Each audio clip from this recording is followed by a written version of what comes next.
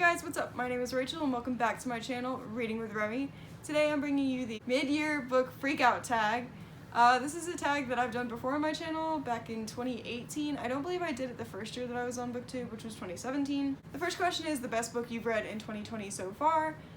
Like most people on BookTube, I cannot pick just one. I'm actually having a really good reading year so far this year. I have read 38 books, which considering I only read 12 last year is leaps and bounds ahead of last year. So I couldn't pick just one. So I actually have 3 to show you and I'm just gonna run through them really quick. And the first one is The Poet X by Elizabeth Acevedo. This is the first Elizabeth Acevedo book that I have read. I only just discovered her this year. And I was intrigued by this one because it is told in verse and I love poetry. It's one of my favorite formats for books to be in, so I was super excited to try this. I actually did the audiobook of this.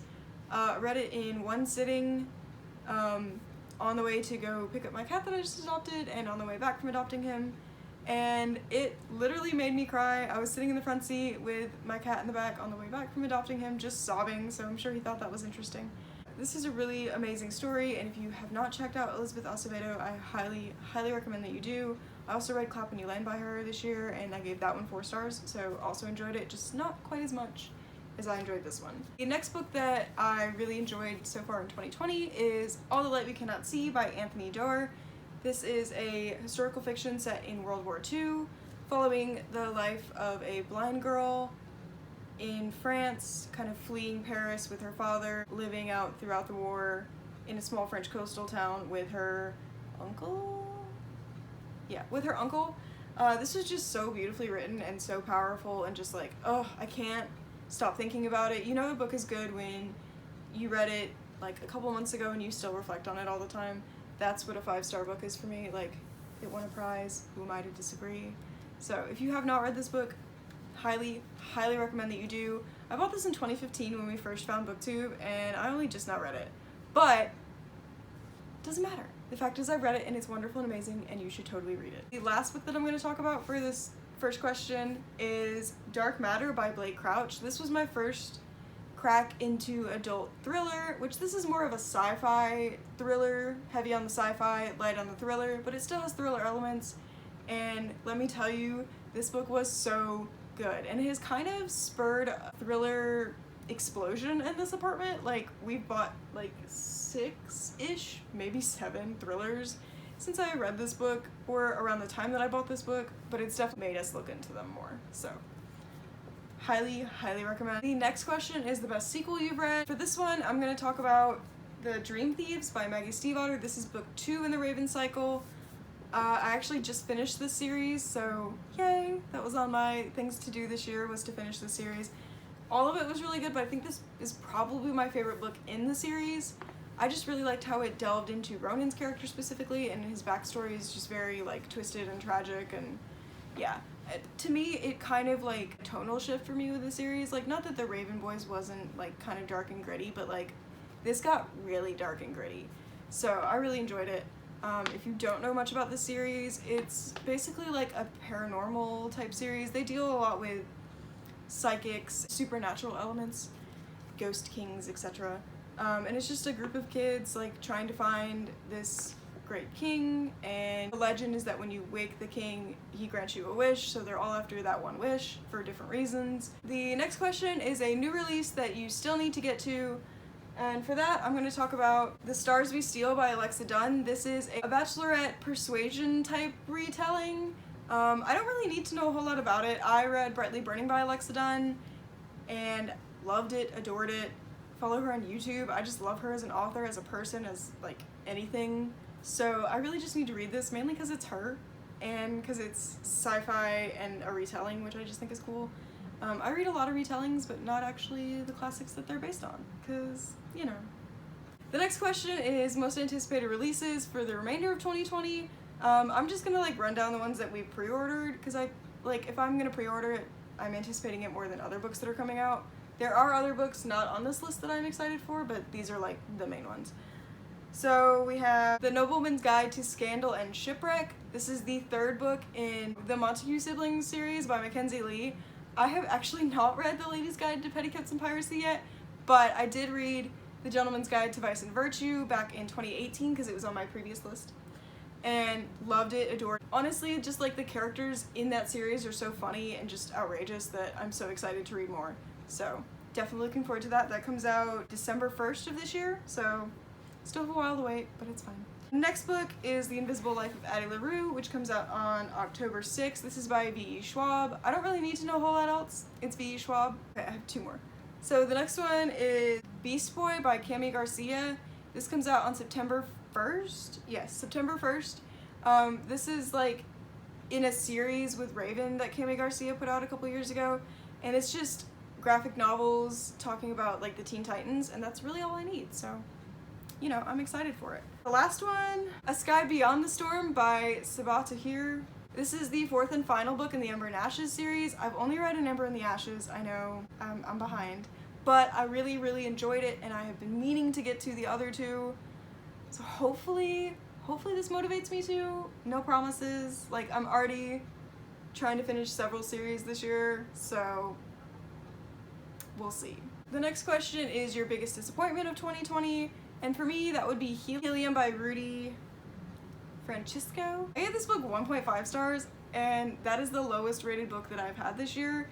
A lot of people talk about how great this poetry collection is, and it just like didn't click with me. I wasn't a fan of like the structure of his poems. Also, the only book on here that I have DNF'd, and if I like DNF a book and I put it on my book tracker, it means I intend to never pick it up again. Aphrodite Made Me Do It by Trista Matier. It just, I could not get through this poetry collection. So the next one is your biggest surprise of 2020. It's kind of embarrassing every time I talk about this one, because like my sister was like, it's better than, you know, the other one, like just give it a try, and I was like, no, I don't want to read any of them, and I ended up really liking it, so you know. Anyway, that is Clockwork Angel by Cassandra Clare. Yes, I know.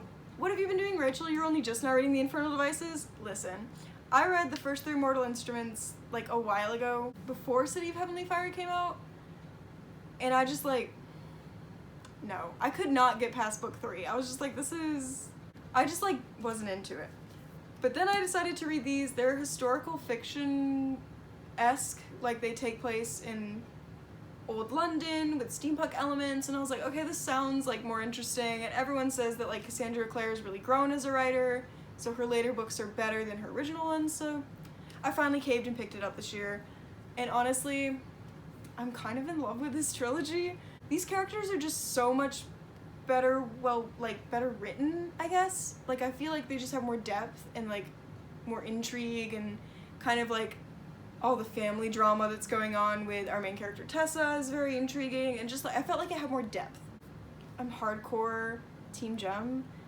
He's just so sweet and I love him, and just like the will they won't they, and like they almost get together and then Will steps in and they don't, and it's just like basically I'm trash for getting my heart torn apart every single chapter. Who knew? The next question is a new author or a new to you author. And so for that, I'm going with definitely not a new author duo, but definitely new to me, and that is Christina Lauren.